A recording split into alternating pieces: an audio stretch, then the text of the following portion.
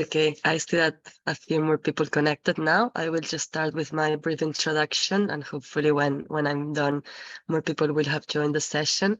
So thank you very much for joining this webinar on igniting innovation and exploring global trends in the cultural and creative industries. It is my pleasure to be here today. My name is Maria Ruiz de Cosio. I am the coordinator of the CREACT4MED project. CREACT4MED is an initiative funded by the European Union, which aims to strengthen the cultural and creative industries in the Southern Mediterranean. I will be presenting a bit about this project now, but yeah, we joined this CCI Accelerator with Dr. Aya El Arif from the World MENA Women's Business Club. So it's our pleasure to have joined this initiative. Aya contacted us some months ago, explaining us about this great initiative to create a national program to support Egyptian cultural and creative industries. And it's been our pleasure to join them with this. This is why we have organized this session with several CREACT4MED experts and other experts from the network of the Mediterranean Economists Association. And we are very excited to hear about all these innovations and global trends in the cultural and creative industries. I will give a brief presentation of the CREACT4MED project so everyone can know a bit about what we have been doing for the last 4 years. I'm now sharing my screen. I think it should work. Okay, so about the CREACT4MED project. CREACT4MED is a project funded by the European Union through the Europaid program, which aims to strengthen the cultural and creative industries in 6 countries of the Southern Mediterranean. We have been working in Egypt, Jordan, Lebanon, Morocco, Palestine, and Tunisia. Our specific goals with this project were in the first place to boost CCI businesses and entrepreneurship in the Southern Mediterranean.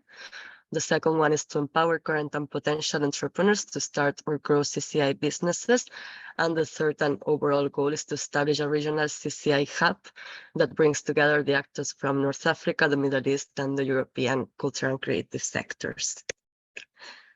We have done this by structuring the project around 4 main pillars, which are mapping and research, training, sub-granting, and advocacy and engagement. And these are the main outputs that we have achieved with the project.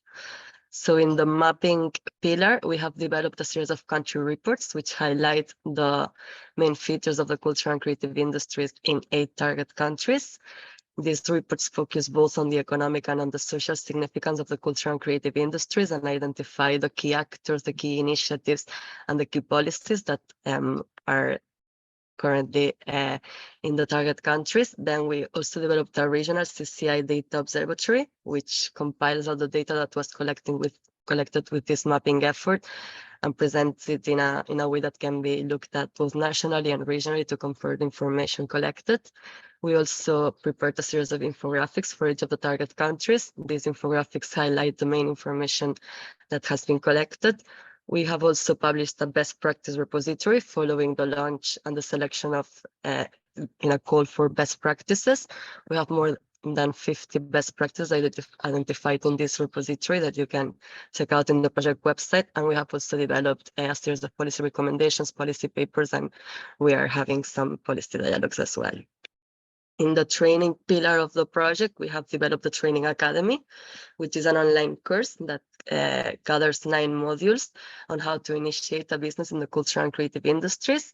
This was held in 2 different cycles, and all the contents and all the sessions that were held in the framework of this Training Academy are available through the project website as well. So I invite all the attendees to this session to check it out and to see the contents that were used for this Training Academy. We also have had a series of regional alumni network events. In fact, this webinar that we're having now is in the framework of these regional alumni network events. These are webinars with sector professionals and experts revolving around key topics on the cultural and creative industries. Finally, we also held a summer school on management of creativity in Barcelona last year, and we are planning to have further editions of this summer school. Then in the sub-granting pillar, we have provided sub-grants to 3 types of actors. First of all, we launched a sub-granting scheme for entrepreneurs, and we have supported 23 entrepreneurs. working in different subsectors of the cultural and creative industries.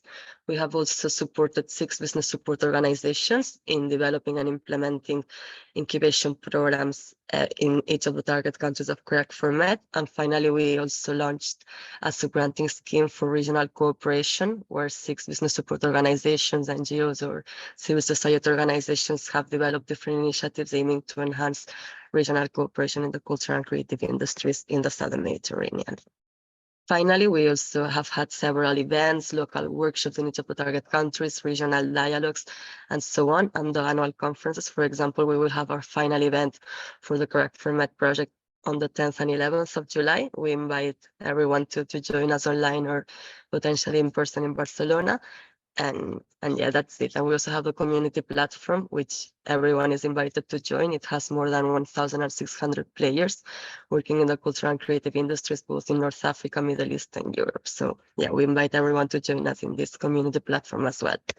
In numbers, the CREACT4MED project has developed 8 country reports. We have also identified 50 best practices, trained more than 400 trainees, and identified more than 70 policy recommendations. We have provided funding to 23 entrepreneurs, 6 business support organizations, and 6 regional cooperation initiatives. Through these sub-granting schemes, we have created more than 120 job opportunities for women and for young people. And we have also implemented more than 15 regional events and 25 local events. The project is led by the Euro-Mediterranean Economies Association, with the project partners BusinessMed, EAD, EMEA, and Red Start, and also a number of associates and collaborators. So thank you very much for listening to this presentation. I would now like to give the floor to Aya, so she can present more about the CCI Accelerator and our collaboration. Thank you very much. Thank you, Maria, so much. And actually, I'm very excited about today. CREACT4MED has been very active lately, and we are very proud that we have this initiative powered by the European Union for empowering the creative and cultural industries. So let me give you a brief about me. I'm Dr. Aya Arif. I manage the Men and Women Business Club. The club has been initiated since, I think, 3 years ago by the Union for the Mediterranean and UNIDO PIWI. We have been training, mentoring, giving programs for women, empowering them to expand and scale the growth, whether they are startups or whether they are executives, to level up their careers. And I'm very proud that we are doing this program, especially that we have initiated an accelerator with our great partners, CREACT4MED. This accelerator's aim is to empower women in Egypt, especially in the creative and cultural industries. As you know, this industry actually is very important, and we don't have these kind of programs in Egypt, for example. But I'm very proud that we are working on this collaboration and doing something for these startups. So we were able to bring the Ministry of Trade and Manufacturing in Egypt with us. We were able to bring the UNDP. We were able to bring the International Trade Center.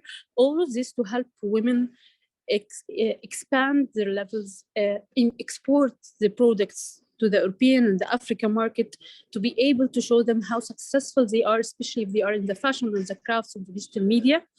We are very proud with the women that we have in our startups, in our accelerator, and hopefully this program will be beneficial for all of us. Thank you again for our partners, and I'm really looking forward to this amazing webinar. And back to Maria. Thank you very much, Aya, for the introduction. So I don't want to lose any more time. I would like to thank our moderator and our panelists today, the moderator Theo Edmonds, and all our panelists, Millie, Taima, Bilel, and Rasmus, for joining us today. We are very excited to hear your presentations and also your thoughts on this key topic. And yeah, I give the floor to Theo. Thank you very much. Great. Thank you, Maria, and thank you, Aya. I'm going to share screen and get us started here.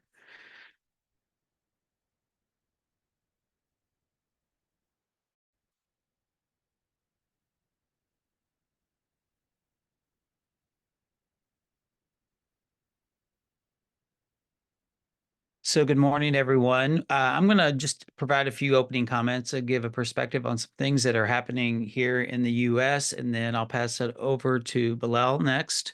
And each of our panelists will continue. They'll introduce themselves, their project, and then we'll conclude with a bit of a conversation. Creativity America has been a project that has been 2 or 3 years in the making. It began as an idea originally with the Brain Capital Alliance. They're also at EMEA. And it is a collection of cognitive neuroscientists, economists, industrial organizational behavioral psychologists, contemplatives, culture futurists, and humanities researchers. It looks at the future through the lens of what we call the wonder economy. So where does the human creative potential meet the future of work being characterized by what we call the green, mean, and lean challenges. Green meaning the environmental transformations that are underway. In the U.S., we call the cultural changes the mean challenges because increase in loneliness, lack of kindness are all indicators that are going the wrong way.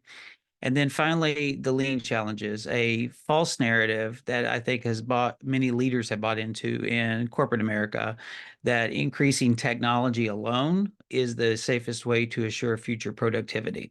And so what we're looking at is even as we invest in the age of AI and quantum, what are the parallel investments that need to be made to collectively dream, lead, and invest in human creativity and human creative potential.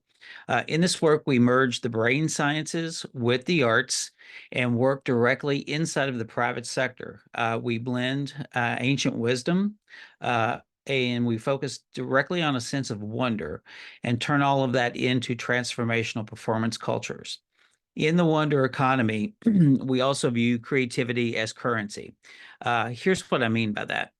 If we understand human creative potential, looking at exponential possibilities, how do we go from there to creating enterprise value? There's the behavioral, technological, cultural, ecological transformations I mentioned earlier that are always ongoing. But the thing that activates human creative potential to transform it into enterprise value is a combination of how do you turn imagination into innovation, and that is a set of business processes, tools, et cetera. But then the way you measure it is through what we call creative brain capital. Creative brain capital is a quantitative measurement that looks at two sides. One, brain skills, measuring the cognitive, emotional, and collaborative brain skills that are shown to enhance team performance. So in creative brain capital, also, we're not talking about individual creativity. That's important, but that's not what we're doing here. We're talking about the processes that unlock team level creativity. And then human flourishing, so mind, body, spirit indicators. All of this is measurable. There's been some amazing advancements over the last decade or so in cognitive neuroscience, but cognitive neuroscience has got to be paired with industrial organizational behavioral psychology. Otherwise, you don't really look at the way things happen in business, which is in teams. In the wonder economy, there are thinking, feeling, experiences, and the doing are a lot of the indicators and scientific models that we've built. But really what we're looking at here is what is influencing the wonder economy? What are the stories that are shaping what we call the modern American dream? One is there is a great level of unprocessed grief and disappointment here in our country. In fact, I would say that unprocessed grief may be one of the biggest innovation challenges we face. And if you think about 9 out of 10 startups in America fail, you think about the amount of time, energy, and investment that goes into a startup and then it fails. You think about an innovation team inside of a corporation that spends 18 months in a high risk, high pressure environment to innovate on a project, and then something changes in the market, the team gets split up and then becomes other teams. And so we've got these rapid cycles of innovate and fail, but all of our processes have been geared toward managing the project transition, not the people transition that comes along with that. In the wonder economy, experiences as products, instead of traditional ways that we've thought about products and services, we're moving into experience as product. As I said earlier, we're under the largest scale behavioral change, perhaps in a century for sure, the last half century, and that's on top of the ecological, cultural, and technological transformations. We're in a competition for attention, whether you're talking about employees or whether you're talking about consumers. We are getting hit with a lot of data on a day-to-day basis, and that is only increasing. So competition for attention, whether employees, internal stakeholders, or external stakeholders, is something we don't talk about nearly enough. And then there's time deficits. One of the ways that we think about innovation in our work is anything that changes human conception of time and distance is getting into transformational innovation. You think about how the wheel changed human conception of time and distance, how the internet changed human conception of time and distance. When time and distance change, our brains, being the efficient machines that they are, begin to reorganize our behaviors in alignment with that new concept. This is why I think we talk a lot about the differences between Gen Z and the generations before them. Time and distance operates differently for Gen Z as their first generation of digital natives. And then finally, the skills lag. Our old workforce development models are not up to par for the accelerated pace of change in today's world. So why focus on wonder? Well, wonder is the discovery emotion. It's what's called an epistemic emotion. It's what fuels our quest for knowledge and the process of learning. It's characterized by this highly motivating desire to actually want to know more. It keeps people open to experiences. It causes what is called cognitive accommodation, which is the process of changing old thinking into new information. And I think most importantly for me, and we are often not comfortable in business talking about things like love, compassion, and gratitude as key performance indicators and drivers of business, but the research tells us something different. And what we also know about wonder is that wonder is nurtured through cultural practices. So if you think about an entrepreneurial startup team, or you think about an innovation team in a company, both of those, that culture in that sense is technology. The culture those teams create is a form of technology. The other thing we don't probably talk near enough about is storytelling. Steve Jobs once said that the most powerful person in the world is the storyteller. The storyteller sets the vision, values, and agenda of an entire generation that is to come. We often talk about the things that happen at an individual level or at the team level in our work cultures. We talk about performance of companies, and then we talk about kind of the greater market influences. But if you look across this, there is a story that is being told at all times. And if we understand that story, then we potentially are able to use that story for innovation. Nobel laureate economist Robert Shiller, in his book Narrative Economics, has proven out from an economic standpoint. He's a professor at Yale, Nobel laureate. He said that our lack of awareness and the lack of incorporation of narrative into understanding human behaviors in terms of an economy is probably one of our greatest deficits and detriments going forward into the future. I'm a bit of a nerd when it comes to all things quantum mechanics, and I don't know if you all have seen the images coming back from the James Webb Space Telescope over the last few years. But as they come through, literally in real time, science is reimagining its own definitions of storytelling in terms of time and distance.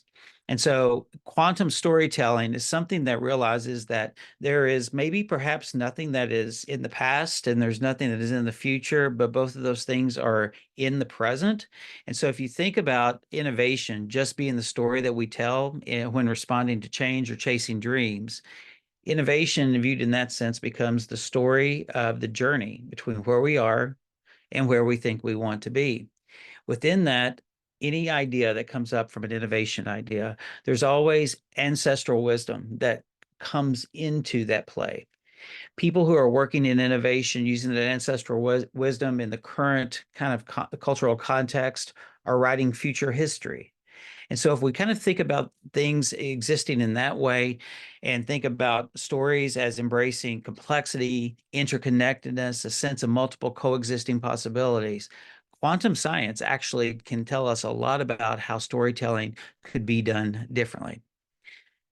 In chasing dreams here in the U.S., there's a lot of dream snatchers that we have. For the longest time, we talk about the lauded American dream, but as we have seen, people in the U.S. not identifying with religion, not attending religious services, we don't see that spiritual well-being inclination go away. In fact, what we see is that has declined in the U.S. We see corporate social responsibility, purpose-driven marketing, people identifying as spiritual but not religious.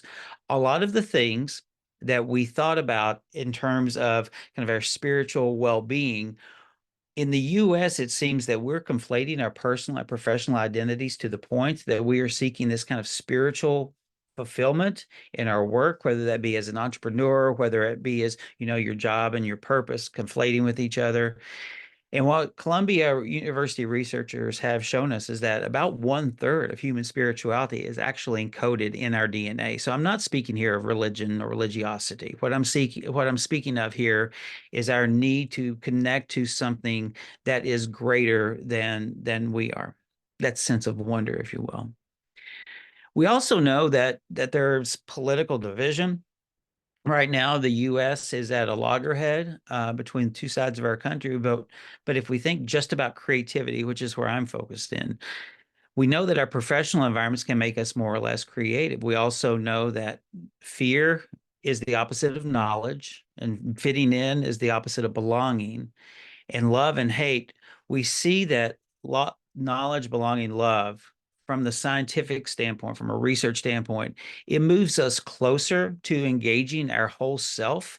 It's more about finding the we versus protecting the me. And when we do that, what we see is that our usefulness of creativity dramatically expands. When we think about status quo, conventional wisdom, status quo and conventional wisdom in business and entrepreneurship just doesn't pop up out of nowhere. It comes from somewhere. So culture acts a bit like a magnetic field that creates this current of wave that we understand as our conventional wisdom or as the status quo. But here in culture, and I've just put a few things here from the U.S., we the people, that's the beginning of the preamble of the U.S. founding documents. I Have a Dream, Martin Luther King, Steve Jobs, Think Different, hip hop music, Yes, We Can, which was President Obama's slogan that came actually out of Huerta and Chavez's farm workers movement. And now we're in ChatGPT. The point I'm making here is that there are always stories being told on the edge of culture.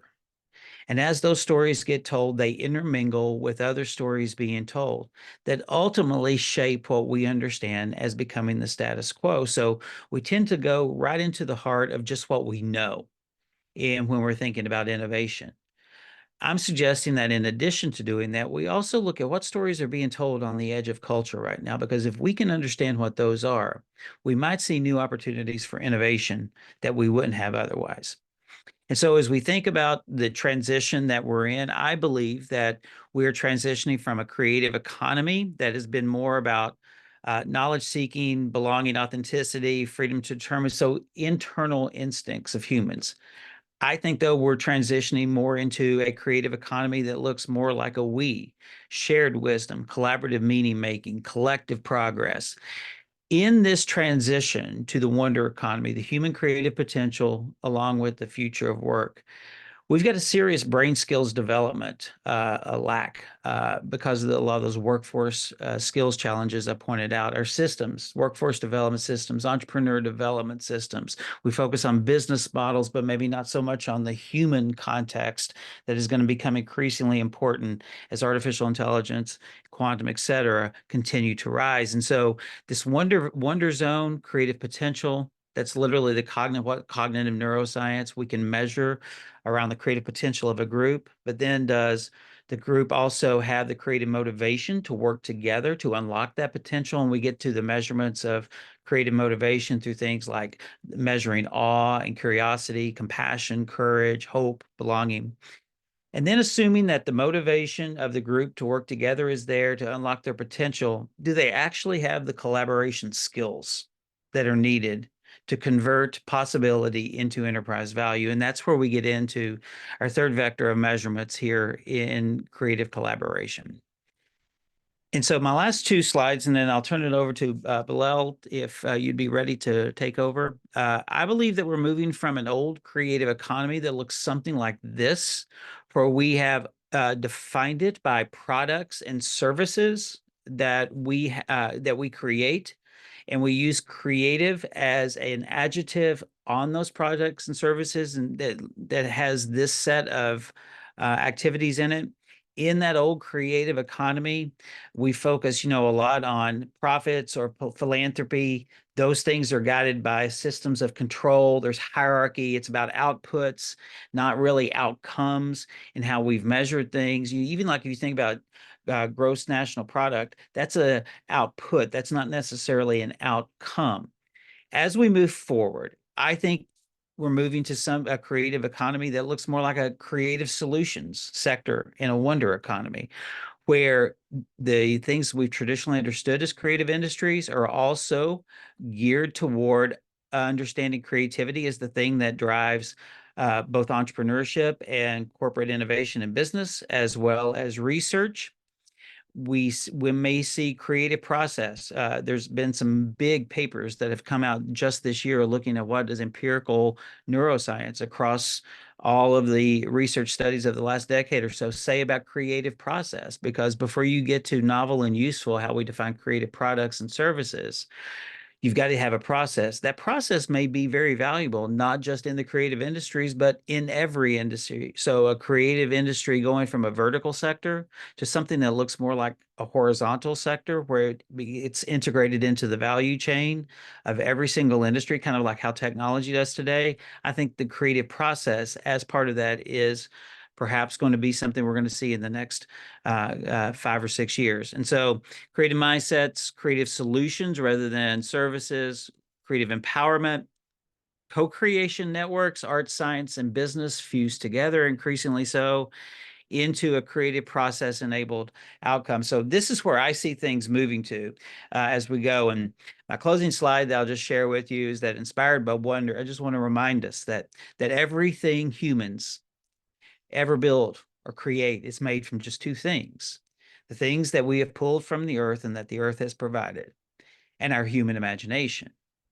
And if you go back to the origin stories of both of those things, they originate from the same place. Both of those things were born in stardust.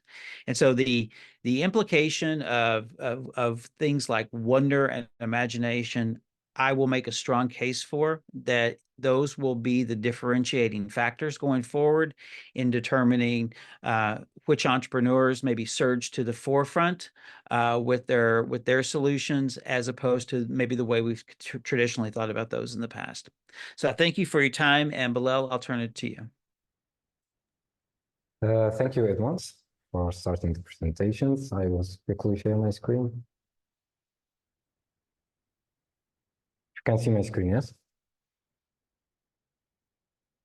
Perfect.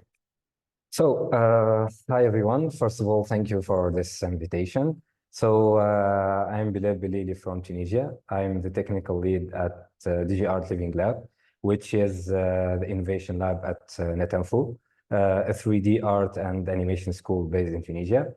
So I handle the technical side of things, focusing on research and development, as well optimizing workflows for our video game projects that especially have a social impact. So I'm here today to talk about DG Art Living Lab, which is a part of the European network of Living Labs, ENAL, and how we are diving into and experimenting with innovative technologies in the creative industry. I will start with a quick summary. I'll start with a quick summary talking about the problematic that we started with, the solution, our model, the services that we have, and then we'll talk about our training, our innovation, and our events. So I will start with the problematic, which is, first of all, the lack of training, especially in that field, also especially in Africa. So there is a lack of training in the creative industry, animation, 3D, video games, and so on. Also, there is a common thing here in Tunisia, and the countries around, that everyone seeks to transform these job seekers into entrepreneurs or startups without knowing their exact profiles. So not everyone intended to be an entrepreneur. So we made a solution. Okay. So our solution is based on two things, on the talents and on the innovation, which also we are talking about the experts and entrepreneurs around us.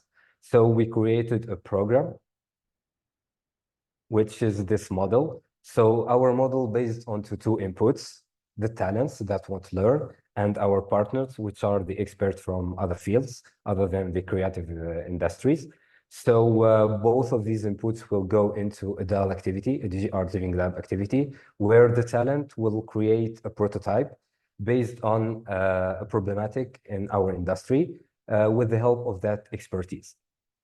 So we have three outputs. Either the talent, if you want to create his own startup, he will go into an incubation process. Or if you want to continue the innovation with the DG Art Living Lab and continue prototyping this project, or he can be recruited within our team. So the talent will have the freedom to choose from these three outputs or these three options. It depends on his profile as well. Also, that does mean like if a talent went to the innovation or recruitment process, he can later on go to the incubation or startup when he's ready for that. Next slide. So the services that we provide, first of all, we provide a training service that we'll dive in later on. We'll also innovation for prototype creations, also events to connect to the ecosystem around us. I will start quickly with the training. Our training process also, first of all, we analyze the needs of the market. So each year or each training program, we analyze the market for the new technologies and innovation that is trending right now. And we create a cohort around this technology or this innovation.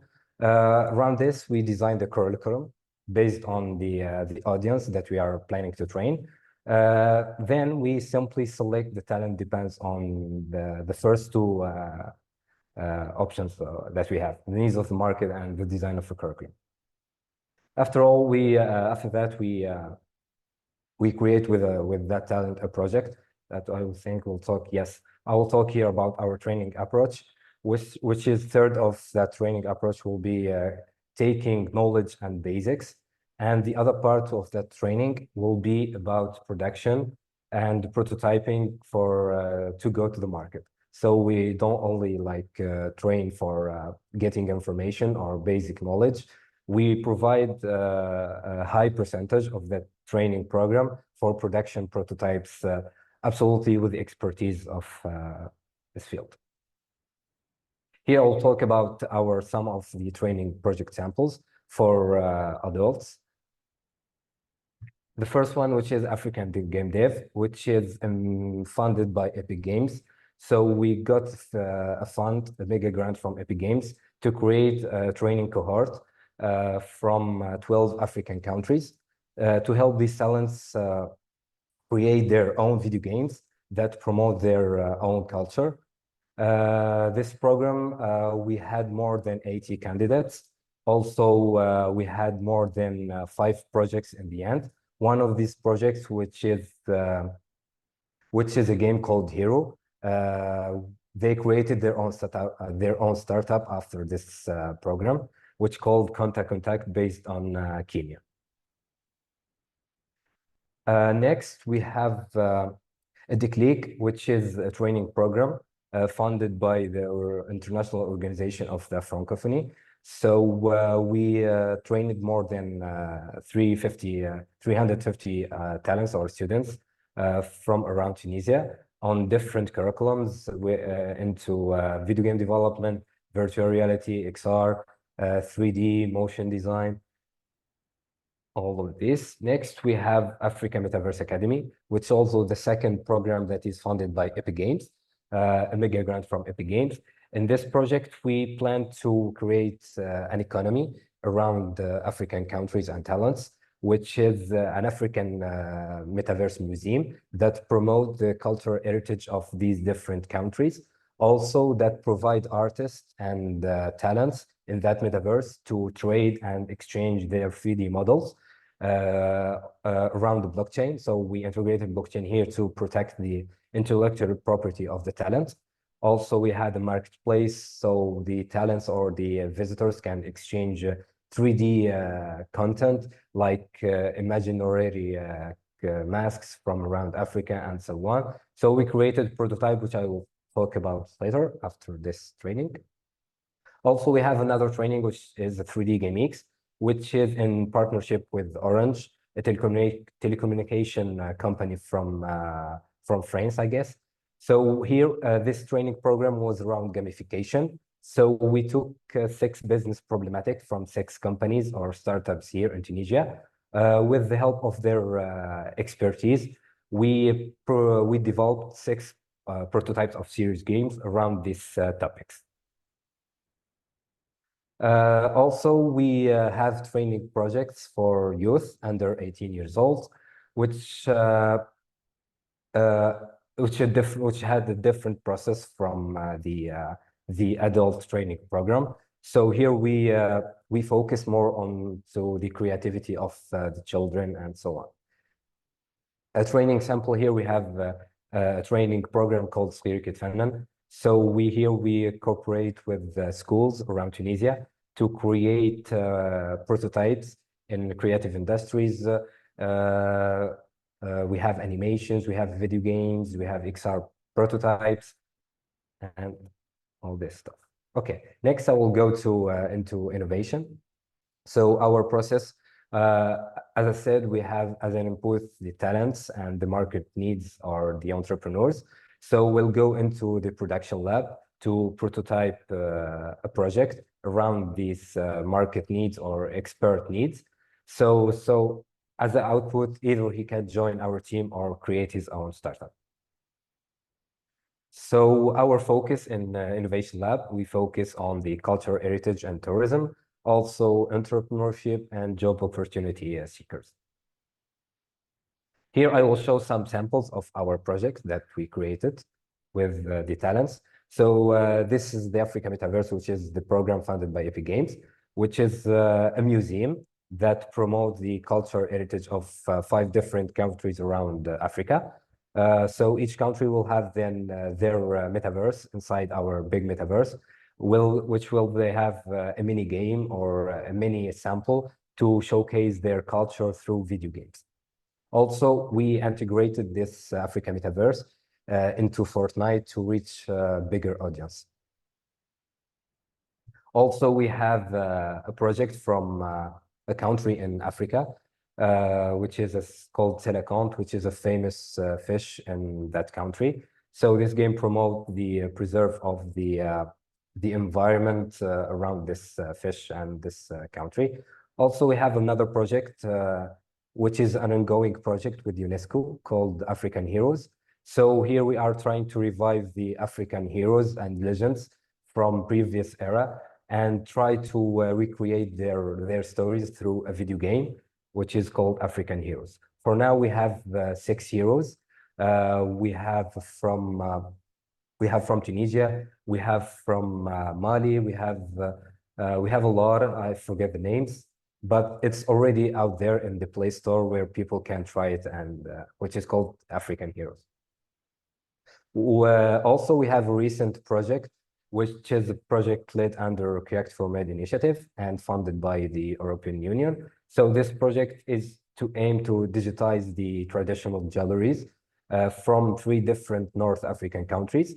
Not North African, sorry, African countries. We have Egypt, we have Tunisia, and we have Algeria. So we partnered with 15 artisans, 15 designers from these countries to create a metaverse which is integrated into the Africa Metaverse Museum. So where each designer can showcase their jewelry, their traditional jewelry, and interact with that, changing the colors and this stuff. So this is also an ongoing project with CREACT4MED. So here we'll talk about the project samples for entrepreneurship. So we have a starting block, we have entrepreneur simulator, which focus on how to be an entrepreneur using video games. I think I'm running out of time. We have also a project sample for job opportunity, which is this is also a recent project, an ongoing project, which is called Talentverse, where 3D artist students can showcase their work directly for professional and entrepreneurs directly inside this this video game or this metaverse. There is one-to-one interviews, voice chat, a whole platform to connect talents to entrepreneurs directly from their homes. Here we have the different events to connect our talents to the ecosystem. So we go for a process when we finish a training program. We do like a community event to connect these talents to the entrepreneurs or professional. We have a global game jam, we have the Geekinov, we have the closing events of the Click. Also, we have the closing event of CREACT4MED, which is a festival for the children. And yeah, thank you.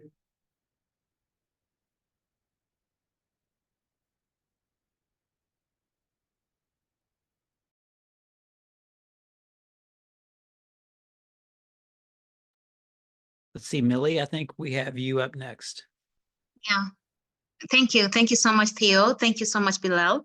Super exciting. And yeah, I'm just already seeing the interconnection that we have from the panelists and, you know, very insightful discussions. Yeah, my name is Millie and I am from AfriLabs and I'm the communications, PR and the creative manager. So I'm just quickly going to share my screen. Let me know if you can see it. All right. So on my presentation, of course, we are going to look at the latest trends in Africa and how AfriLab is working with the innovation hubs across the continent, focusing on technology and digitization in the cultural and creative industry. So I'll start with a brief introduction. So according to the Africa No Filter, I'm sure a majority of people within the continent know it. It says that their report mentions that we generate an estimate of 4.2 billion USD, yeah, as the creative and cultural industry, CCI. And this has a growth rate that outspaces other sectors within the continent. In recent years, there has been a growing recognition of the potential of the creative economy to accelerate economic growth and development in Africa. Yeah, so that's just a figure that I wanted us just to ponder on as we get into this discussion. So an overview of AfriLabs, who are we? So AfriLabs is a Pan-African network organization that basically is in charge of the technology and innovation hub across the continent. We were founded in 2011, and our main theme or what we do is to support growth of technology-driven startups, entrepreneurs, and the innovation ecosystem across the continent. Within our space or ecosystem, we have over 400 innovation hubs, yeah, who are under AfriLabs, and we're in the over 53 African countries, right? So I'll just briefly talk about what the significance of the CCIs. So one of the things that we're looking at is we're trying to see the way Theo had mentioned is just the integral of the African culture, heritage, and identity. And this is something that CCI can really help us in. And then, of course, is the encompassing of the arts that we have, the crafts, the design, the music, the film, the literature, and the digital content that is enormous. And yet it's something that, we really need to put out there. Okay, and then now I'll get onto my next slide, I'll get into the key trends in technology and digitization in Africa for CCIs. So what are we looking at? What are some of the key trends that we are seeing that are out there already and which also our ecosystem, can plug and play? So number one, in Africa, we are seeing there's a very good digital platform and market space, yeah? So one of these that we're seeing is the growth of e-commerce platforms for arts and crafts.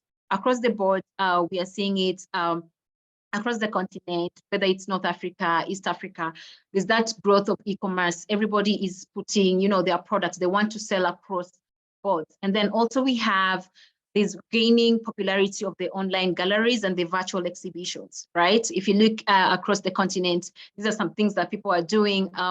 If you look at Nigeria, West Africa, they're very big on this. And then when looking at sales and distribution of what we have as a continent and when we want to sell them, you're seeing marketplaces like Jumia. I know a majority of the people around the continent know it. We have Kilimal, which are also, part of digitization of the CCI.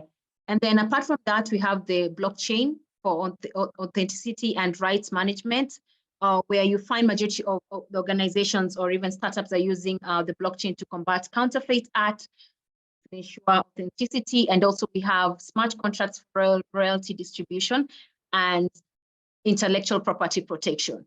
And apart from that, and I'm sure Bilel, you've just seen from what the DigiArt Living Lab are doing, there's so much integration of virtual and augmented reality, right? So there is that immersive experience of art and exhibitions and performance through VR or AR. And then also, we're really trying to, as a continent, we're really trying to use the education tools so that we teach, the teaching of the African history and culture.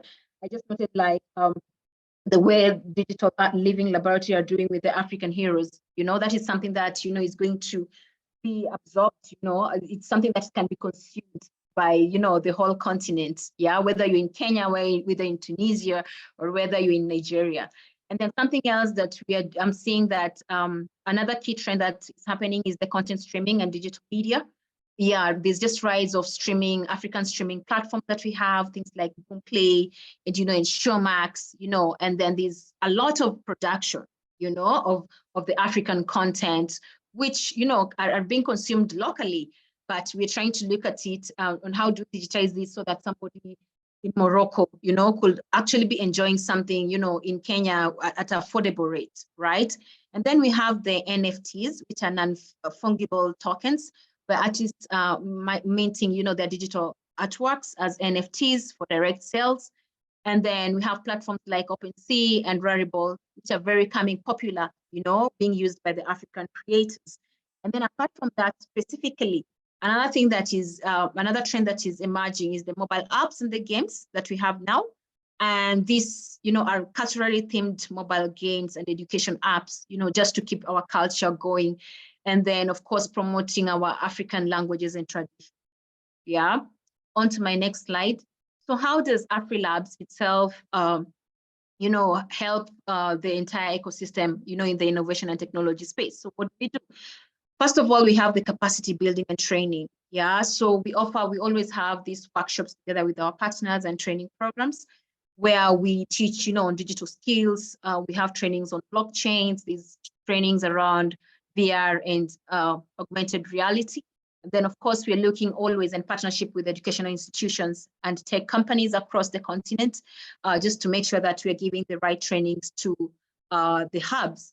And then also we do this by funding and support of the startups. So there's access to funding through grants that come through us. We have competitions, and then also we have investment networks.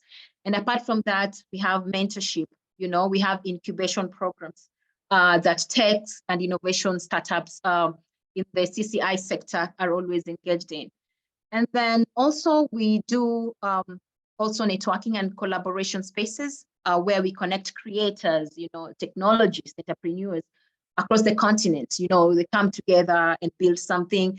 We have events and conferences like AfriLabs annual gathering. We have one coming up in November in South Africa, where we just bring together, different thematic areas around innovation and just to see how do we foster more, right? And even the theme for this year is uniting innovation. So you can imagine such a setup. And then we also have a platform. When you look at it, it's called AfriLab Connect, that basically brings together the largest community of innovation enablers in Africa. So there you get funders, you get innovators, and that's just a way of connecting them so that, we build something for Africa. And then also something that we do, one of our key thematic areas is policy advocacy. And we work with different governments across the continent for favorable policies, for the CCI sector. That is something that has really been drummed up. And then apart from that, of course, we're advocating for better IP laws and digital infrastructure, across the continent. So, and then we also we love showcasing the African innovation. So, using international platforms like our AfriLabs annual gathering. We also tell the success stories of tech-driven CCI startups. And coming up, we also have a good space called the RTech. And RTech is an event that brings together specifically CCI, CCI networks only, So we bring together music, artists, fashion, literature, and digital media just to expound on their space, and elaborate on what they're doing and how their innovation and technology is actually changing the space. Yeah, on to my next slide. So I'll just give a case study here of some of the hubs that we work with and what they're doing. So one of them is in Nigeria, and it's called the CC Hub. And what they do is really support the digital arts and tech-driven storytelling projects, which are doing well. I can be able to share the link on the chat once I'm done with the presentation. And another thing that they're doing is very, they have the initiatives like the creative economy practice to bridge the technology and the creativity space. Another hub that you're working with is the High Hub, and it's based here in Nairobi, Kenya. And one of the things that they're doing is the programs, developing programs for digital content creators and app developers. And they also support, projects around virtual reality and AR, just to make sure that, we are also showcasing the African heritage and also just, having a space for it, maintaining our culture. And then also we have MEST Africa, which does incubation programs, which are focusing only specifically on media and entertainment technology, and then also funding and mentorship for startups in the digital media space. So the challenges and opportunities, onto my last slide, that I think are within the space that we are in at CCI. The challenges that we are facing is we have limited digital infrastructure in some regions, and I'm sure I'll also, once we have that Q&A, the hubs or, the labs that are within the ecosystem can expound on that, and also intellectual property issues, and digital piracy. Another thing that is also that we as AfriLabs are trying, of course, to mitigate is the funding gap, and assessment to these innovators across the continent.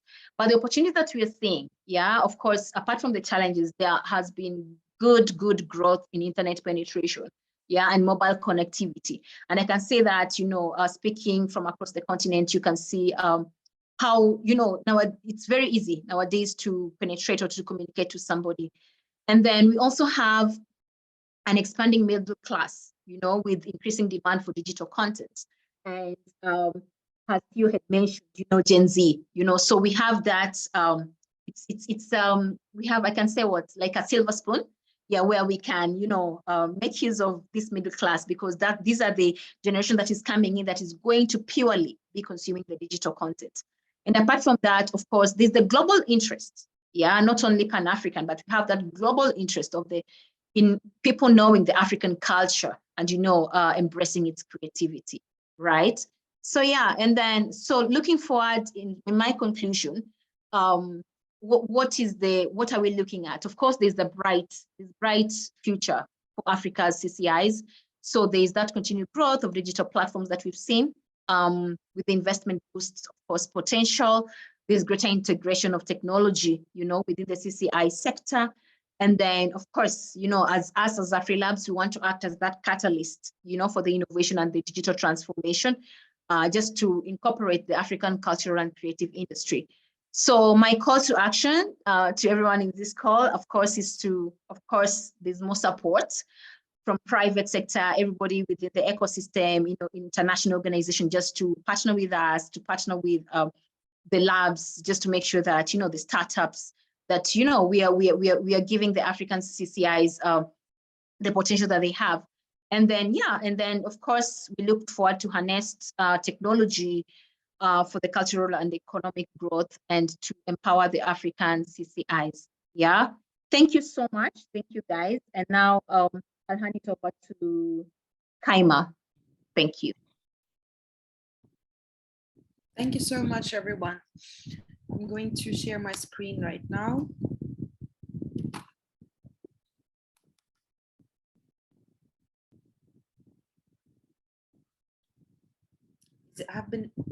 Can you see it?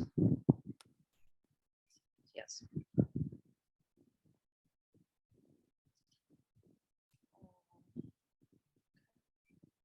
So thank you very much. This is very insightful, and I'm very happy to know about all of your projects, and thanks for CREACT4MED and EMEA for the invitation.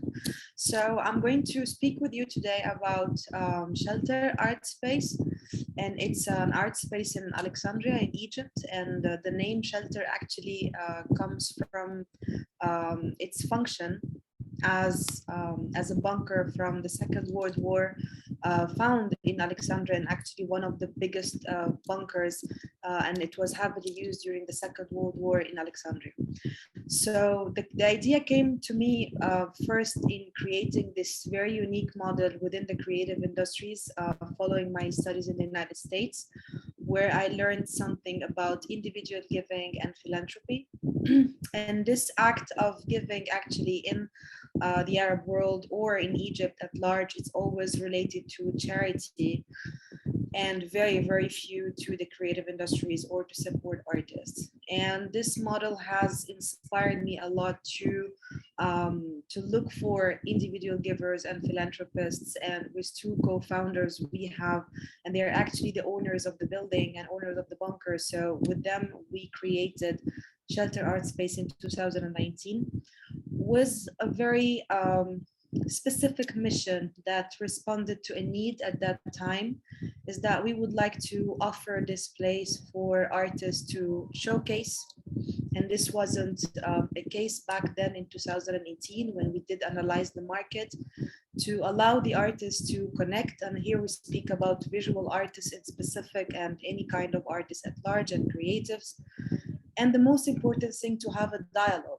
And this was something also very, very needed in Egypt in that time, is that young artists to come back again and dialogue in a specific safe space. And of course, we created a vision for this place in order to work a lot on some values and some integrity, some transparency. We celebrate diversity, and at the same time, we celebrate and we encourage most of the creatives to have a human dialogue. I know you are speaking here in this webinar about the impact of technology and innovation, and we are a little bit of a slow art producers rather than fast art producers, and also it came by the context of the space itself being underground in a bunker. So the space also have affected us a lot to design the programming on some human values more. And I'm going to quote Theo here. I think I need to add also to my values wonder and imagination. I really like that. Thank you so much. We have been created in 2019, and even if even with the effect of COVID, we have reached some very interesting traction for a city like Alexandria, where in Egypt we have a highly centralized creative scene in Cairo, and we are Alexandria. Actually, we are trying to rebuild things from scratch. So we have reached 26,000 visitors, and we have actually handled more than 900 art pieces. So we do mainly visual art exhibitions, and we do live events and talks and debates.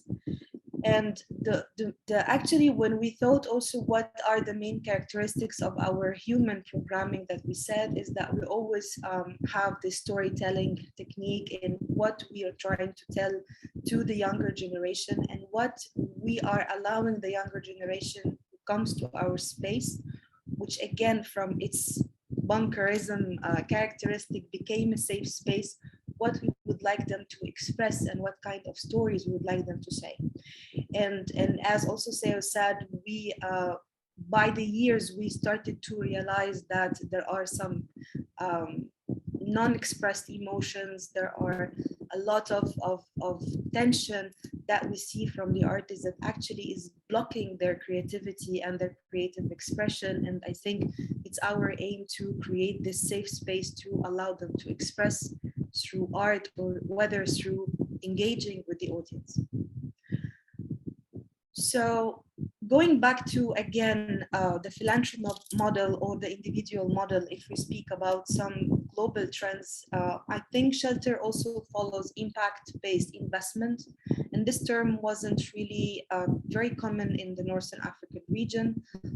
Millie, I work also with CCI Nigeria and also with HEVA Fund.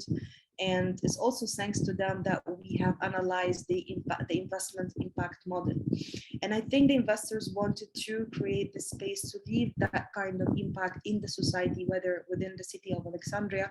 We have also an international program and residencies to allow the artists to have this freedom towards a production-based model rather than just a consumption-based model. And again, profiting from this slow production technique. And we are actually very slow in digesting and communicating with the artists, producing their artworks and showcasing it. So it allows this tranquility when you come to our place. We work a lot on different programs. One of them is featuring, which means that we produce a show every year from scratch. We support the artists with one-to-one curation, one-to-one to arts management support. And this is actually something that doesn't really exist in the country, especially when we speak about very young artists from the age of 25 to the age of 35. We have also our collective exhibitions, our group exhibitions, and we really care about very well curating and designing talks and debates where we have the highly engagement with the audience, with the creative himself. So again, we would like to showcase, of course, the success and the achievement of the creative, but at the same time, we always would like to bring to the front this human side of successes and failures. So we are trying to bring always a human experience to our events. We have also a very nice place, which is a shelter pop-up. Actually, this is our office, and we are allowing, because also we are designed on very long-term programming. So we have also allowed some very a pop-up space where very young artists can come and sporadically show their artworks to their audience. We have an international residency program where we are connecting Alexandria with other cities in the world. And we have also a list of curators that I have to say that they share the same values as us, as this bringing this human outcome. And here, of course, we speak about only outcomes aspect and bringing a lot of emotions out of the artist. In highlight, and I think we all speak about Generation Z, we have launched 2 programs, and again, throughout the years, and thanks to the philanthropy model and thanks to the individual giving model, we have this freedom to, again, analyze the audience, analyze the community, how we would like to really have an inclusive programming, how we would like to have an inclusive audience. I have studied also target audience segmentation, and it takes us a lot of time to learn what the people would like to come in physical to see things in an art space. So we have learned with Generation Z, and actually it was a group exhibition bringing, following an open call, 28 young artists born between 1996 to 2012.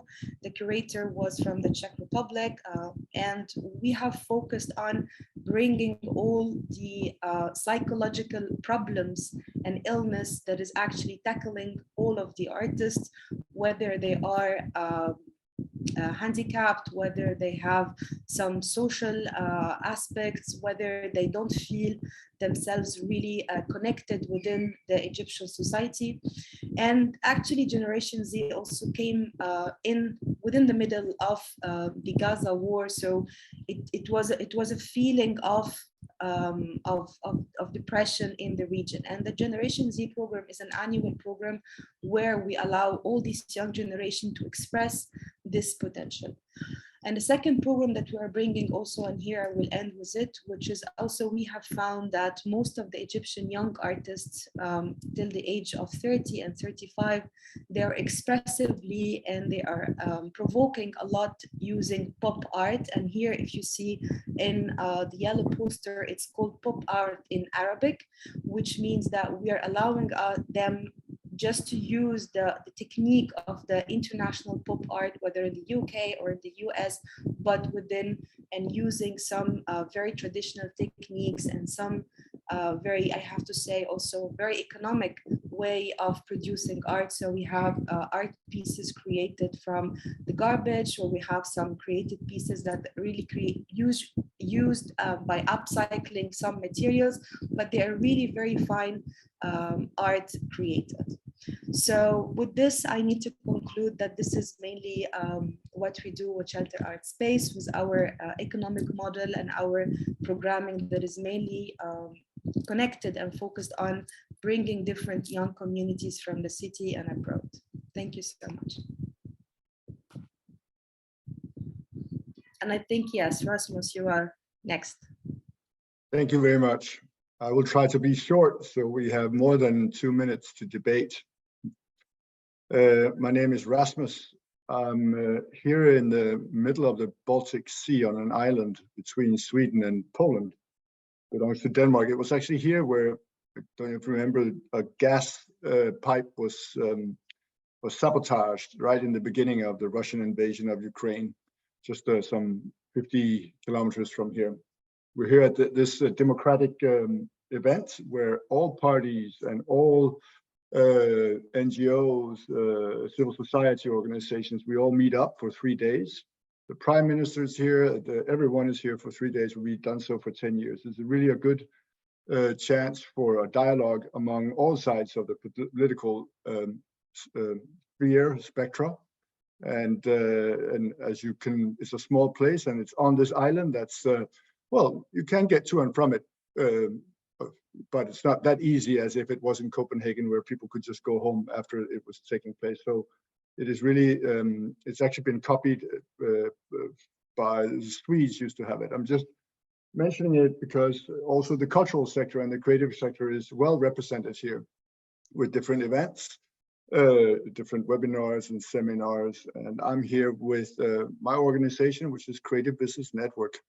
We're actually a global network. I know I've been asked to talk about European trends and what's happening here, but actually it's a global network. We just finished the Creative Business Cup for the 12th year in a row last week, with the winner being from Singapore, number 2 from Bahrain, and number 3 from Estonia.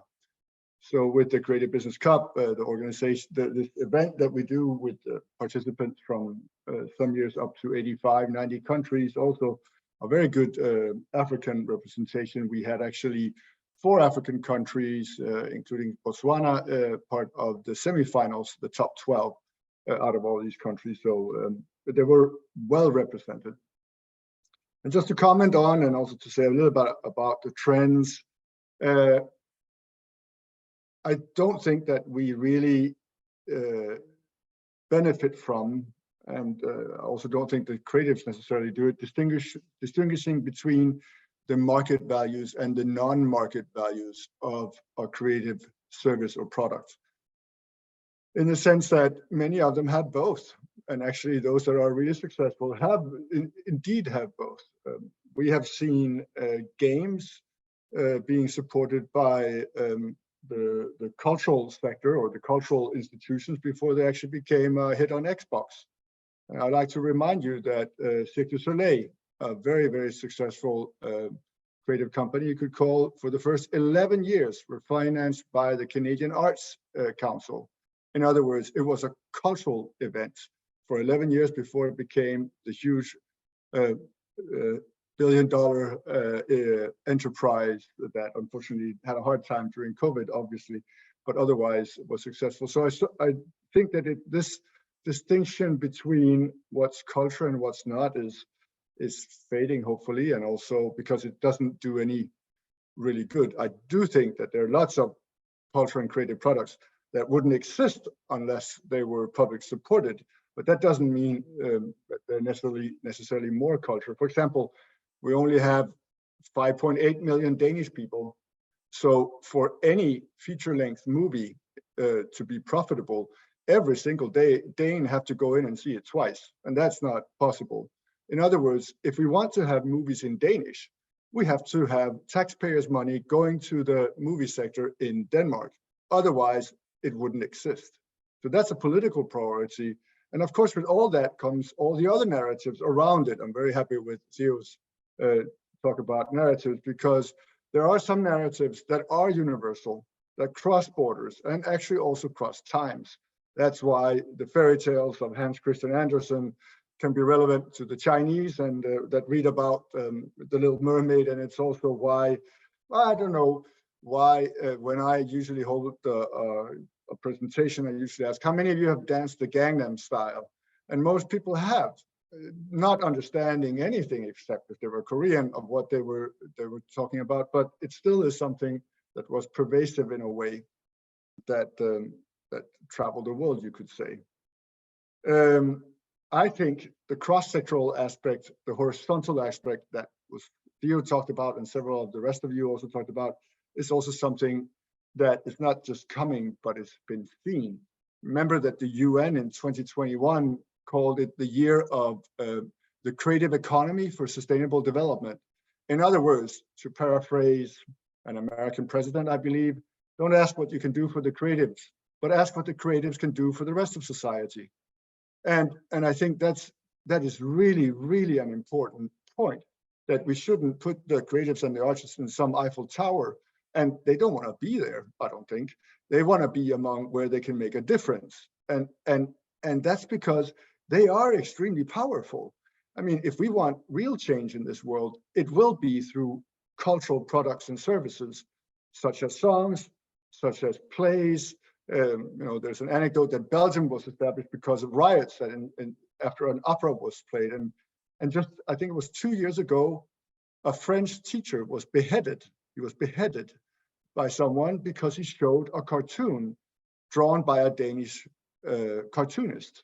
In other words, I could say it was just a cartoon, but it was so powerful that it actually had someone get up and behead the teacher that showed it. So I'm just saying that these cultural and creative products often are infused with so much symbolic value, so much cultural value that touches us in ways that goes under our skin and into our hearts that we otherwise wouldn't. Just look at the surge of Kate Bush's running up that hill when Stranger Things were peaking, was it 2 years ago? That really these things really have these waves. So my points here are market and non-market values, they fuse. They're often very powerful. They are often symbolic. And of course, they can be used for manipulation. That's why often the cultural sectors, cultural industries, creative sectors, sometimes are being controlled by governments. There's a reason why cartoons made for kids in Europe are not shown to kids in China, for example. You know, why would you want a red-haired girl, Pippi Longstocking, who can carry a horse on her shoulders, who can fight all the evils, and whose father is a pirate or something like that, be a role model for kids? You know, I think it's a great role model because it shows girls that they can do anything they want if they want. But of course, that kind of narratives, then Peppa Pig is a better narrative for us, a pig that's having a good time with his younger brother.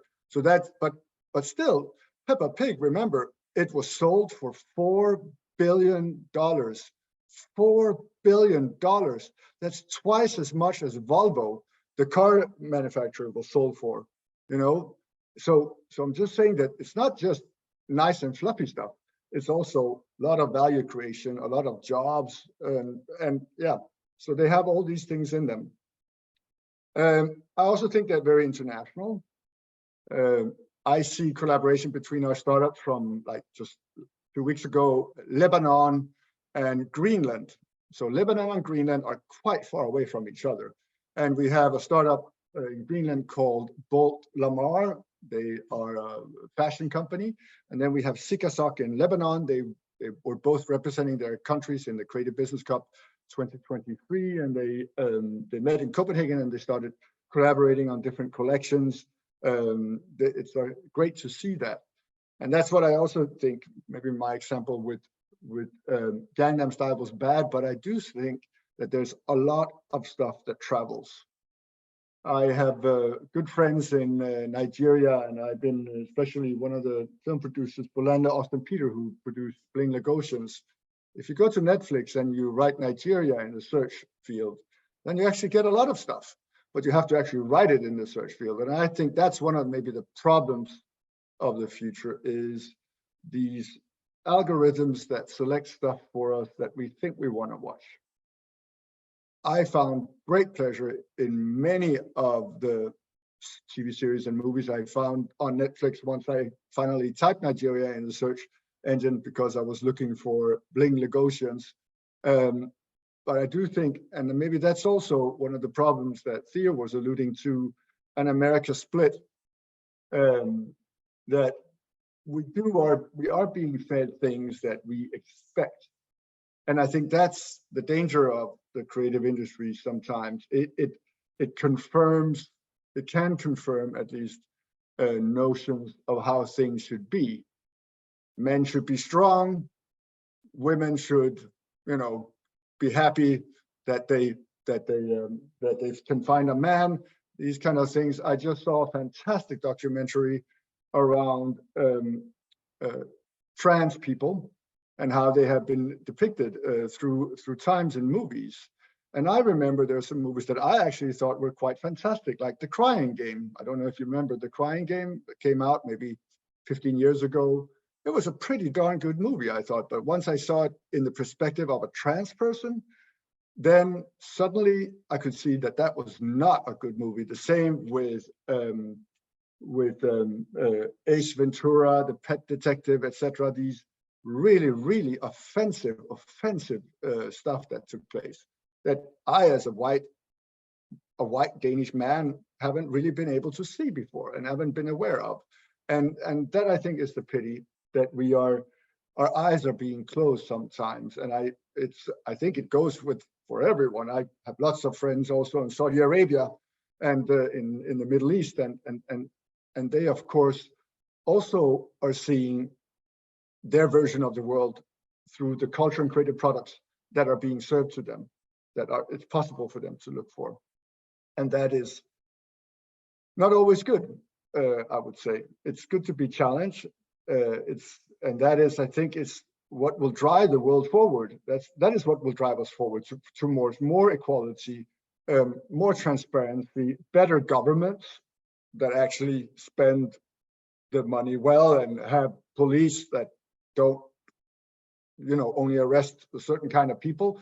I think that is what we need. And I think the creative industries can really be a part of that. Provided that we don't see them as victims, provided that we don't see them as someone that needs support all the time.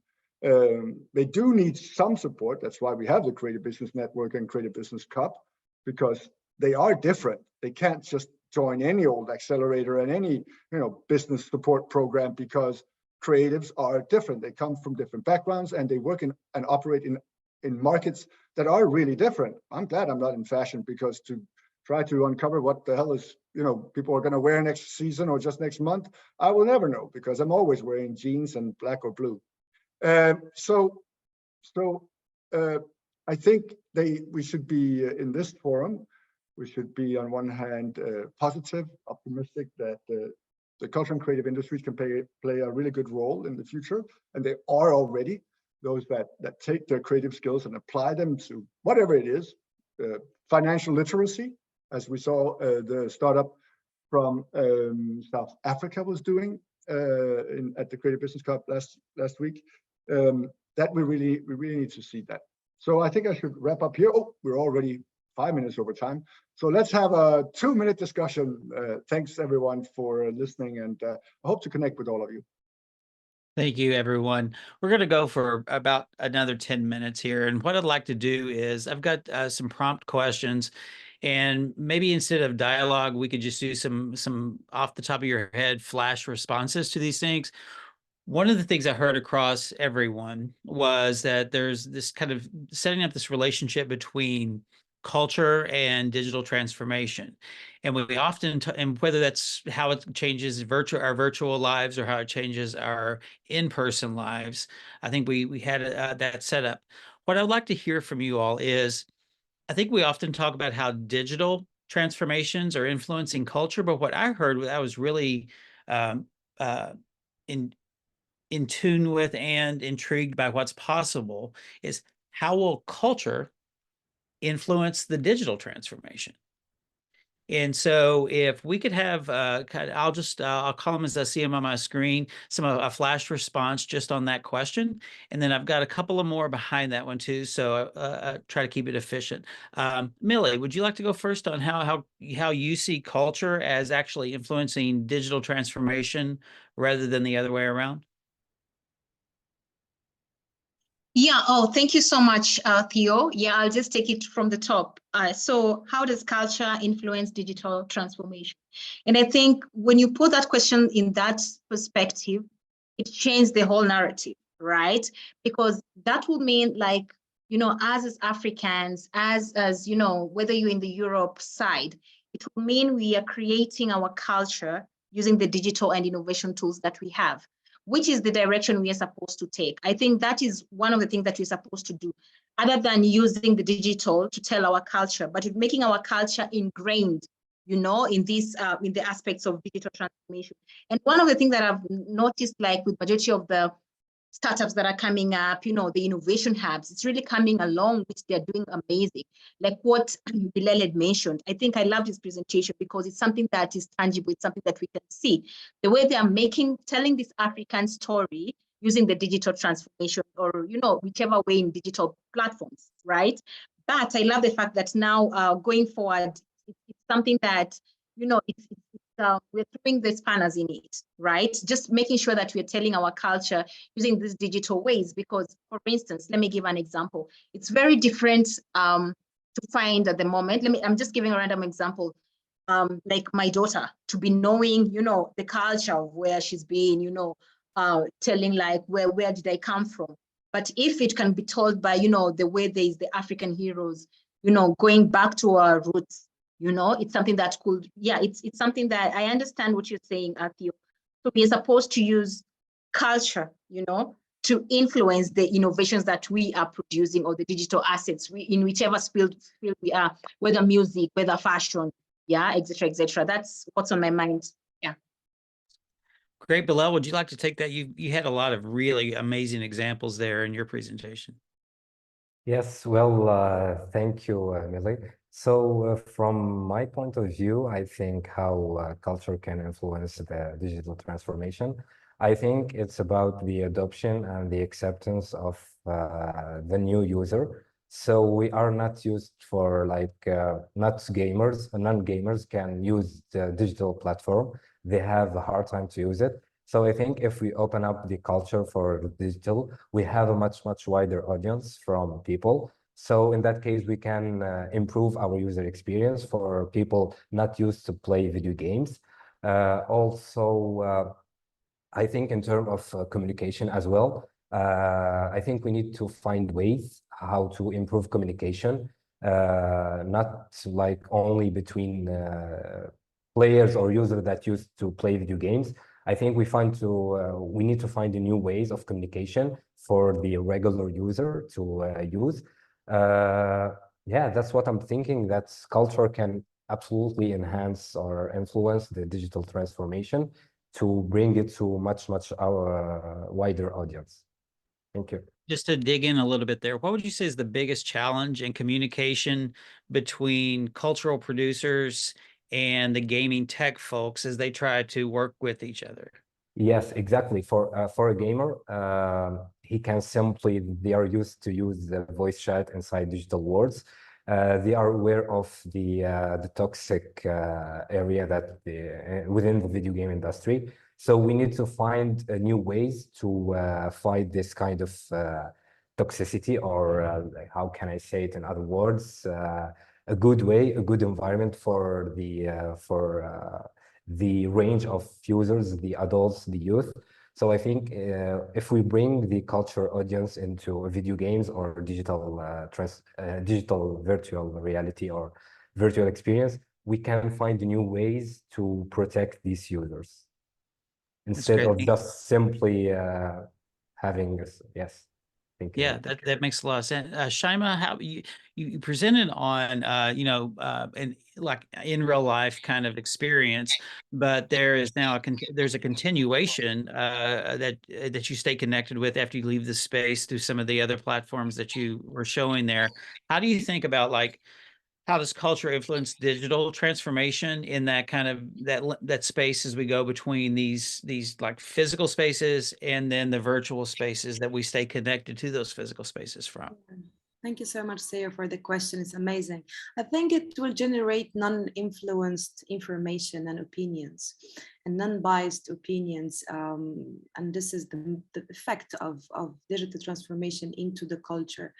And I always ask my artists, whether they're in Egypt or outside, that we have to be really ethnic and we have to be really like valorizing on our own identity. And this is actually the value for tomorrow. And I always use the term, we need to be like taking the local to global. And even we came up with the term global, like localization. So it is a globally product.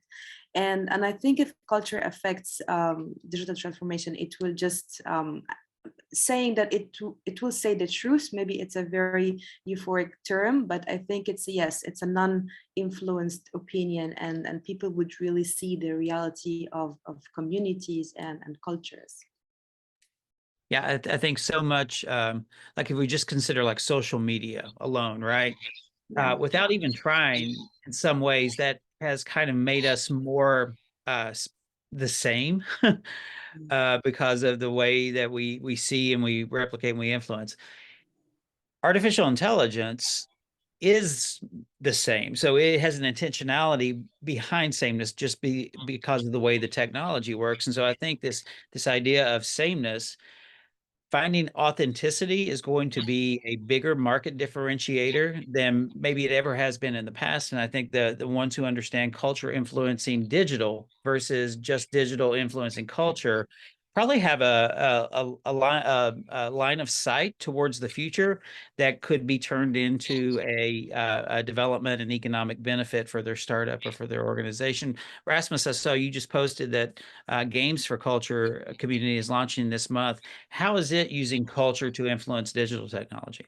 Yeah, it is the other way around. In this sense, it's taking the gaming and making it more than flying robots killing other flying robots. Really to see how can games build on and how can youth build games together with cultural institutions, for example, so that more young people will visit museums, consider their cultural heritage. It's a point of departure for building games. So that is something we have been working on for over a year with other partners, and we will now make it into a broad community that anyone can join that would like to explore that. So I think that culture really can, of course, we are consuming culture on some digital platforms. Some of that is what culture has done for the digital in many ways. Lots of people have become wealthy, not necessarily those that produce the content, but those that distribute it, that disseminate it, and that's through these digital forms. I do also think that the digital provides opportunities. I like stories like the Azerbaijani socks. These are women in Azerbaijan that knit socks, and now they're actually able to sell them on AzerbaijaniSocks.com for $18 a piece. And I think that's pretty darn good. They would have been able to do that unless there was a digital platform making that possible, so they could sell the knitted socks. And I think that's the other way around. That's great. Another quick flash question. What do we as cultural and creative industries, what do we need to be thinking about in terms of how do we ourselves stay flexible and resilient, no matter what may transpire in the market? Because there's a lot of uncertainty in the world. So if you can think about just kind of one area for resilience and flexibility, what do we need to be thinking about in the cultural and creative industries over the next few years? Let's see. Let's just chime up. I think by responding to the people's needs.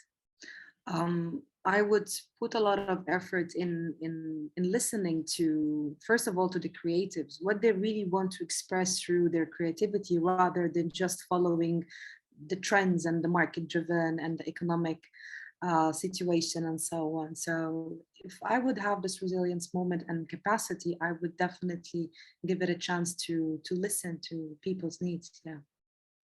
Okay, Bilel, what do you think? Well, I think one of the most important things is to moderate content that being produced in the virtual culture industry, as well also the data protection for the culture of the countries or the people. I think this is where we need to focus, because the technical side of things are getting pretty easier, but we need to think about the ethic and this kind of stuff. Yes. That's great. Thank you. Millie, how about you? Yeah, thank you, Theo. So I think one of the needs that I'm seeing coming up for the CCI will be adaptability, right? We've been talking about, one of the things that has really come out of this discussion is the use of innovation, use of technology. So how then are we plugging into the technologies that we have? How are we using that to expand in terms of our creativity, and how are we using it? So for me, will be the adaptability and technology adoption. Thank you. Rasmus, what do we need to stay flexible and resilient in the years ahead? I would say also the adaptability,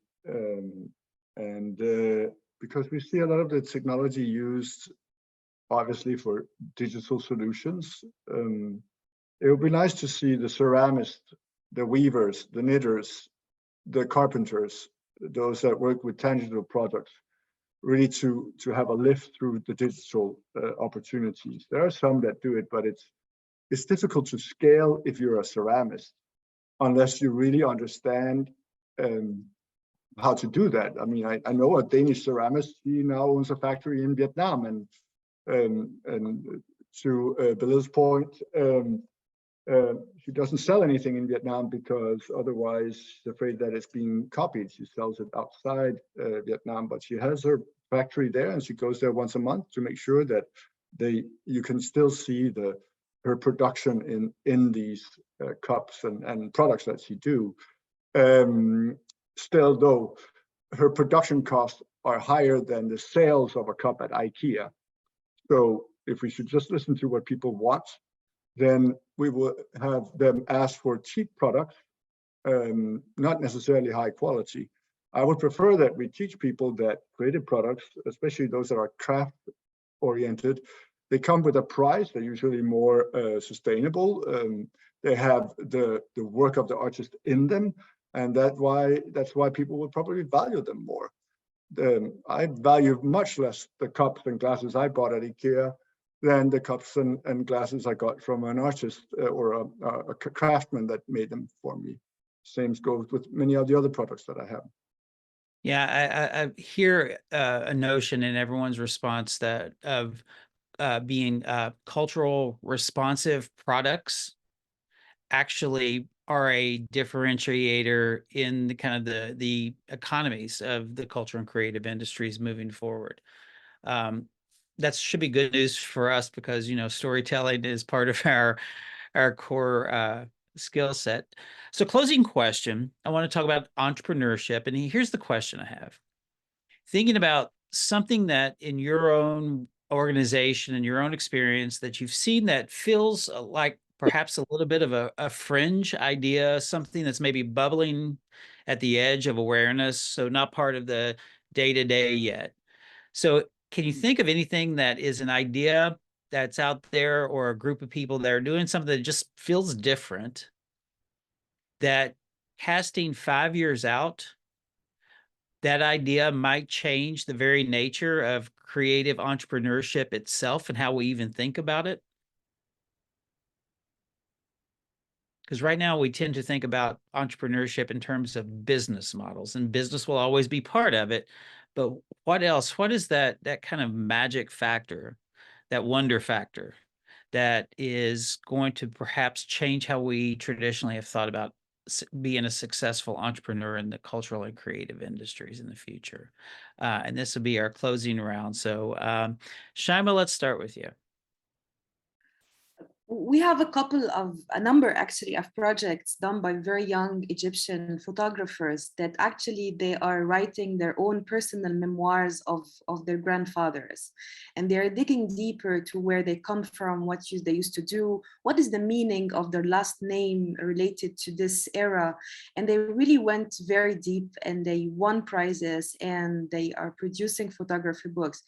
And I see what they do is that they are recalling the younger generation to look back to the ancestors, look back to not to the past and not being nostalgic, but look back to who you are so you understand your future. So I'm really fascinated by these kind of projects. And again, I'm very much fan of slow production in the arts because it gives us time to reflect and to dialogue and to think. And we have the right even now to slow down a little bit rather than just keeping it up with all the trends and so on. So when I see these kind of projects among the marathon we see every day within the creative industries, it makes me proud that young people, they're taking time and efforts and money to dig deeper and generating their own stories. So yeah. Yeah, you just reminded me, I was in an event this past weekend called the Unknown Project in Louisville, Kentucky.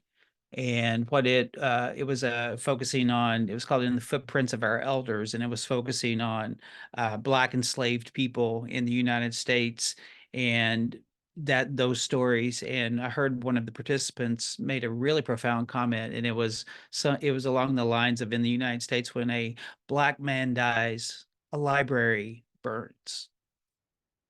And so that notion of like, what do we know that we forget? I think, in Ghana, I think Sankofa maybe is the idea to reach back and bring forward that which we may have forgotten in order to move forward.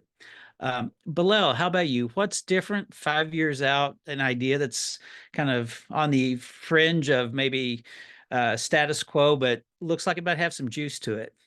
Yes, well, I was thinking about an international hub at international scale, of a hub where we connect all the different fields around the world at the same time, where we create new job opportunities virtually, also that support localization from all the languages that we know. So everything will be smooth, that no need to talk in other language. You can simply talk in your own language and it will be automatically translated for the others. And now we have like different workshops, different things happening at the same time at international scale. Yes. So like an international space station, but on Earth and for culture and creative industries. I love that. Using technology for auto translating. That's brilliant. Which is also moderated by community, not owned by anyone. Yes. That's brilliant. I love that. Thank you. Rasmus, how about you? 5 years out, what's different about being an entrepreneur in culture and creative industries than it is today?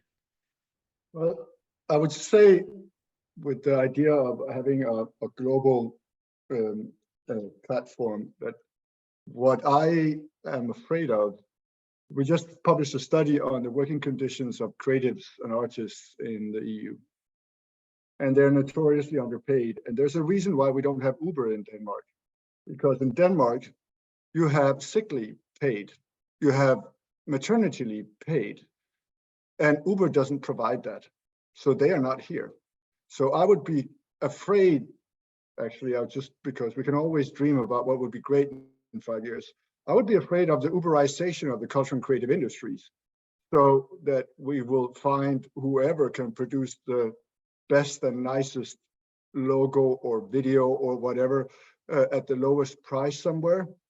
That would be detrimental to what we're looking for. We need to be careful that we're not simply using the digital opportunities to drive down payment and rights and protection of the creatives. It can very easily happen. And I see an increasing movement against it. But just see how, look at the payments of musicians by the big platforms. There is a problem, and I don't think digital is solving it. It's making it worse. So I think that's getting into something really important. We often do solution finding and promote a solution that works for all, but different countries have different social agreements that they manifest through their politics and their policies. And, so for instance, in the United States, we have commercialized and commodified healthcare and education in ways that haven't been done in other countries. And so that changes what entrepreneurs here might see as possible and valuable in different ways than it might be in countries that have put those things into more of a human right that everyone benefits from. And so I think you've raised a very important point that the social and cultural context of the policies that we're planting these things in need to have probably more problem finding and problem construction interest on the front end than solution advocacy in the beginning with that. So that's very important. Millie, I'm not necessarily saying that it has to fit to the Danish system, but I do wish for creatives in the US or for entrepreneurs in the US not to be poor, and that's and not to have when I go to the US and I see that it's old people, usually colored, that do the suitcases in the airport.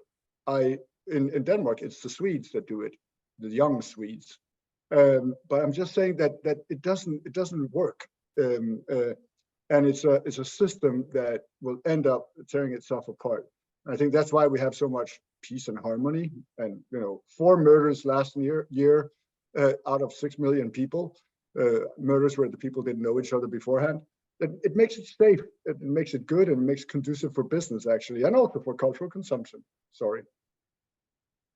Millie, last word to you, my friend. What's different in 5 years? What's kind of on the edge of awareness today that holds a bit of fascination for you that might change? For me, Theo, I think for me, that will be, language. Right? Because you find language is one of the things that is making Africa not to be able to tell their stories. And, when you're talking about creativity and culture, it's just storytelling. Like, how are we telling our story? But one of the challenges that I always see that we have is language, right? Because you find like it's very difficult for somebody in East Africa to get to understand somebody in West Africa. West Africa cannot communicate to the North Africa, but when we have one solid language, and I can just imagine that, just picking from where Bilel had left, where you're having these creatives in one platform, they can speak to each other, they can get to understand what the future holds. That would be very, very interesting. And just to cite aside also a point that I think also is very interesting, of course, and I know this is okay maybe for Africa, I don't know, Theo, from your side, but is the use of AI. It's something that, we're embracing it, we are using it from film making to fashion to everything. Like, everybody is now in AI. So I can't just, I'm just thinking, like, I'm looking at it 5 years from now, and I know it will be, wowed by, what AI can do in terms of storytelling for, the cultural, music, around the continent. Yeah. That gets into the idea that the questions we ask are what's going to create value as AI becomes more present in our life. And so different people have a different lived experience outside of the majority or one country to the next. Those questions and those differences actually is going to be what produces a higher quality outcome when we have the people plus machine paradigm more present. You also reminded me, Millie, that there's a neuroscientist here in the U.S., Chantal Pratt is her name, and what some of her research looked at what skills create or predict success in traditional computer coding, the number one skill is language. So people who have good high language skills are more successful coders than any other skill set that was identified. So language is incredibly important. And, you know, I try to be very optimistic, but I think our language tends to be limited right now, and we miss each other with our language a lot. So I think the International Space Station for creative industries, where language and AI are used together to break down barriers and allow people to show up as their authentic self in their own language. That sounds like a outcome for this meeting that I think we can all get behind. And so at that, I'll thank you all for spending time with us this morning. Thanks to our host for inviting us and bringing it all together, and those who joined us. Maria, I think I'll turn it over to you if there's any final words. Thanks again, everyone.